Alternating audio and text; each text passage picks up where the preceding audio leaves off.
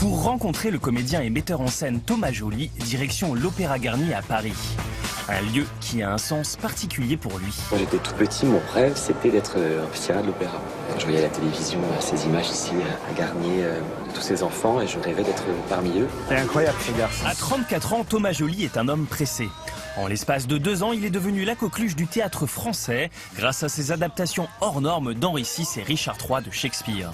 N'avez-vous pas remarqué comme les coupables parents de la reine ont blêmi en entendant la mort de Clarence? Aujourd'hui, il s'attaque à sa première mise en scène d'opéra avec Elio Gaballo de Francesco Cavalli.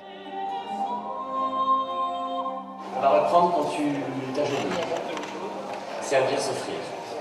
Joli parcours pour ce fils d'une infirmière et d'un imprimeur que pas grand-chose ne prédestinait à la scène. À 10-11 ans, j'intègre cette compagnie d'enfants, donc on travaille dans des vrais spectacles, on partait en tournée, etc.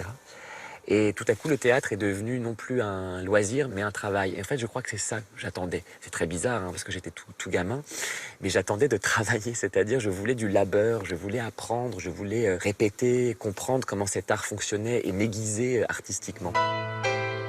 Mais c'est en découvrant La dispute de Marivaux, mise en scène par Stanislas Nordet, qu'il vit son premier choc théâtral. Si agréablement. Vous me ravissez. Tant mieux. Vous m'enchantez. Vous me plaisez aussi. Pourquoi donc me défendez-vous d'avancer?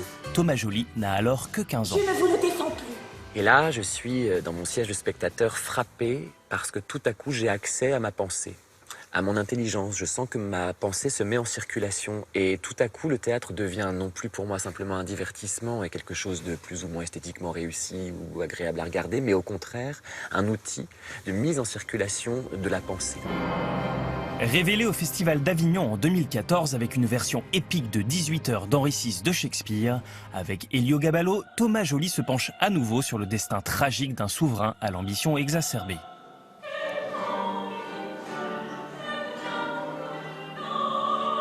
On dit que Elio Gaballo est un opéra, mais en fait, ça n'est pas tout à fait vrai. C'est un drama per musica, c'est-à-dire une tragédie lyrique, on pourrait traduire ça comme ça, c'est-à-dire du théâtre chanté, puisqu'à Venise, en 1667, au moment où il compose Elio Gaballo, c'est une forme de théâtre en cours, du théâtre chanté. Donc en fait, c'est très théâtral.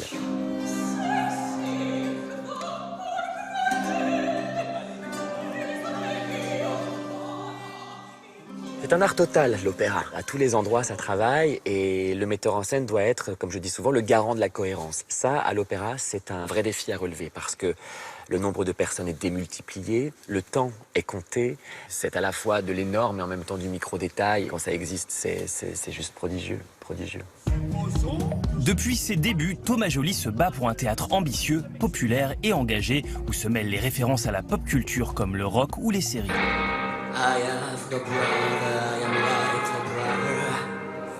Une approche spectaculaire que l'on retrouve sur la scène de Garnier.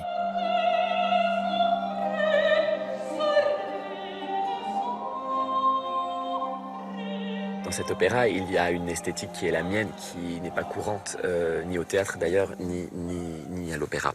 Et peut-être que ça choquera, peut-être que ça surprendra. De toute façon, je crois que cette esthétique n'est pas simplement une référence à la pop culture.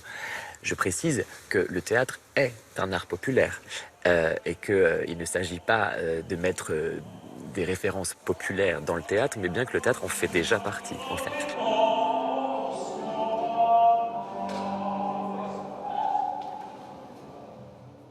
Elio Gaballo, c'est tentant. Je vais y aller.